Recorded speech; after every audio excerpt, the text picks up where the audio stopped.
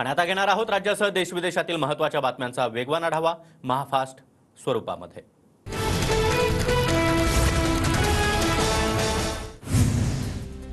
जुन्या पेन्शनवरून सरकारच्या बैठकीमध्ये तोडगा नाही। बैठकीत कोणतीही ठोस तारीख न दिल्यानं संघटना संपावर ठाम। आजपासून सरकारी कर्मचाऱ्यांचा संप। राज्यातील परिचारिकांचा आजपासून बेमुदत संप। छत्रपती संभाजीनगरमधील घाटे रुग्णालयामध्ये परिचारिकांचं आंदोलन। निवृत्ती वेतन आणि निवृत्तीचं वय वाढवण्याची मागणी। पुण्यातील ससून रुग्णालयामध्ये परिचारिकांचं आंदोलन सुरू। निवृत्ती वेतन आणि निवृत्तीचं वय वाढवण्याची मागणी। मला गोळी मारली जाईल असा पोलिसांचा रिपोर्ट। विधानसभेमध्ये कागदपत्र दाखवत छगन भुजबळ यांचा मोठा आरोप।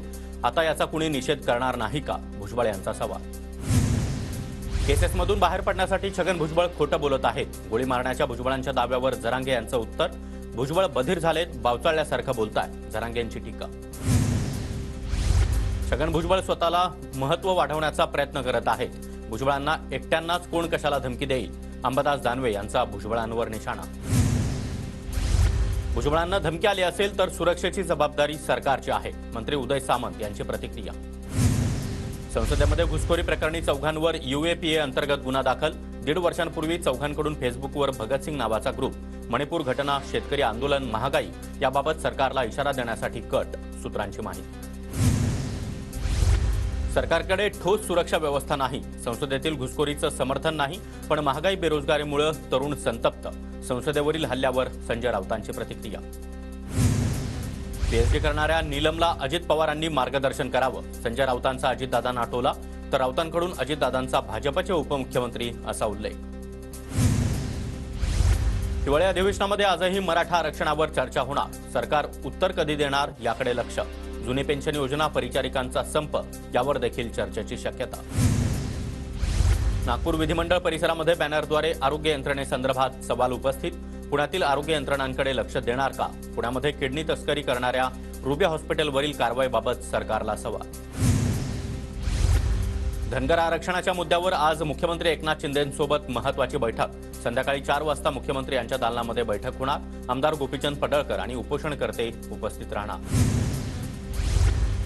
नागपूरमध्ये आज महायुतीच्या समन्वय समितीची बैठक। आगामी लोकसभा निवडणुकीबाबत बैठकीमध्ये चर्चा होणार असल्याची माहिती। समन्वय समितीचे प्रमुख नेते बैठकीला उपस्थित राहणार। भाजप आमदारांसोबत देवेंद्र फडणवीसांची अगदी थोड्याच वेळात बैठक। अधिवेशनातील पुढील रणनीती ठरवण्यासंदर्भात बैठक। देवगिरी या नागपुरातील निवासस्थानी बैठक होणार।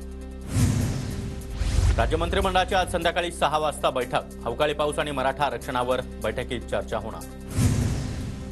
पुणे लोकसभेची पोटनिवडणूक होण्याबाबत शासंकता। निवडणूक आयोगाकडे सुप्रीम कोर्टात जाण्याचा पर्याय। सुप्रीम कोर्टामध्ये जाण्यासाठी आयोग अभ्यास करत असल्याची माहिती। शिवसेना पक्ष आणि चिन्हाबाबत सुनावणी थेट फेब्रुवारीत होणार। 2 फेब्रुवारीला सुनावणीची शक्यता। 15 डिसेंबरला सुप्रीम कोर्टामध्ये होणार होती सुनावणी। ललित पाटीलच्या कारखान्यामध्ये महिन्याला 7 दिवस ड्रग्जची निर्मिती। ललित पाटीलची नाशिक पोलिसांसमोर कबुली। शरद पवार गट उद्या निवडणूक आयोगामध्ये लेखी उत्तर मांडणार। पक्ष आणि चिन्ह आमच्याकडेच राहावं, लेखी उत्तरात म्हणणं मांडणार।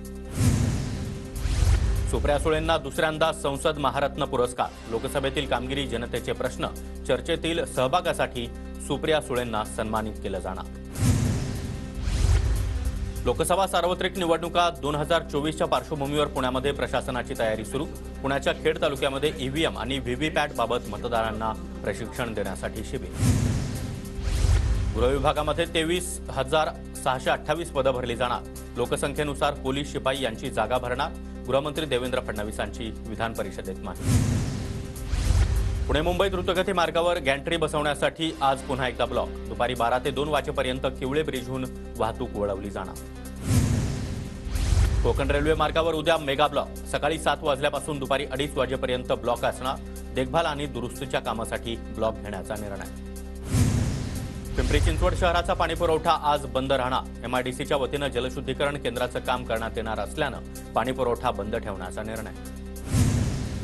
शिर्डीमध्ये साई दर्शनासाठी आता स्थानिकांनाही ओळखपत्र सक्ती। न्यायालयाच्या आदेशानंतर मंदिर सुरक्षा विभागाचा महत्त्वाचा निर्णय। महादेव बेटिंग ॲप प्रकरणामध्ये विशेष तपास पथकाची स्थापना। अभिनेता साहिल खानला मुंबई पोलीस समन्स बजावण्याची शक्यता। महादेव ॲप प्रकरणाशी संबंधित आतापर्यंत 57 बँक खाती ब्लॉक। मुंबई महापालिकेकडून 36,000 दुकानांची तपासणी. मराठी भाषेमध्ये फलक लावण्याची मुदत संपल्यानं पालिकेकडून दुकानांवरील पालकांची पाहणी.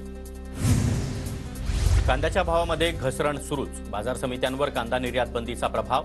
शेतकऱ्यांमध्ये असंतोष. राज्यातील महामार्गांवर 1004 ब्लॅक स्पॉट्स. वर्षभरामध्ये एसटीचे 3,000हून अधिक अपघात. ब्लॅक स्पॉट्सचा मुद्दा पुन्हा एकदा ऐरणीवर. पिंपरी चिंचवडच्या वायसीएम रुग्णालयातील कॅशियरचा सावळा गोंधळ. बिलाच्या पावत्या एडिट करून पैशांचा अपहार. पिंपरी पोलिसांमध्ये गुन्हा दाखल. अंधेरी पश्चिम मंडाळे मेट्रो 2B मधील नॅशनल महाविद्यालय मेट्रो स्थानक वगळलं, तर सुमनगर आणि अमरमहल जंक्शन मेट्रो स्थानक तांत्रिक कारणांमुळे रद्द. आधार अपडेटसाठी 3 महिने मुदतवाढ. 4 मार्च 2024 पर्यंत आधार अपडेट करता येणार.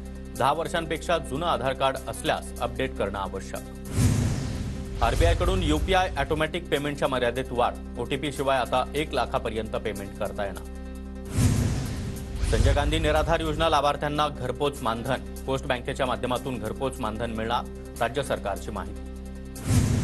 राज्यामध्ये लवकरच सुधारित वाळू धोरण. शासकीय घरकुलांसाठी 5 ब्रास वाळू मोफत देणार. महसूल मंत्री राधाकृष्ण विखे पाटलांची विधानसभेत माहिती. रत्नागिरी जिल्ह्यातील 68 खासगी सावकारांची लवकरच तपासणी होणार. सावकारीतून होणारी पिळवणूक टाळण्यासाठी जिल्हा उपनिबंधक ॲक्शन मोडवर. उच्च शिक्षण घेणाऱ्या ओबीसी विद्यार्थ्यांसाठी ज्ञानज्योती सावित्रीबाई फुले योजना लागू. वसतिगृहामध्ये प्रवेश न मिळणाऱ्या विद्यार्थ्यांना अनुदान देणार. राज्य सरकारचा मोठा निर्णय. मधुकर सहकारी कारखान्यातील ऊस पुरवठादारांना थकीत 16 कोटी मिळणार. 2018-19 मधील ऊस गाळप हंगामातील ऊस पुरवठादारांना ही रक्कम मिळणार. गोंदिया जिल्ह्यातील सर्वच ग्रामपंचायती 3 दिवस बंद पाळणार. ग्रामपंचायतीच्या समस्या सोडवण्यासाठी मागणी. सरपंच, ग्रामसेवकांसह सर्व कर्मचारी बंदमध्ये सहभागी होणार.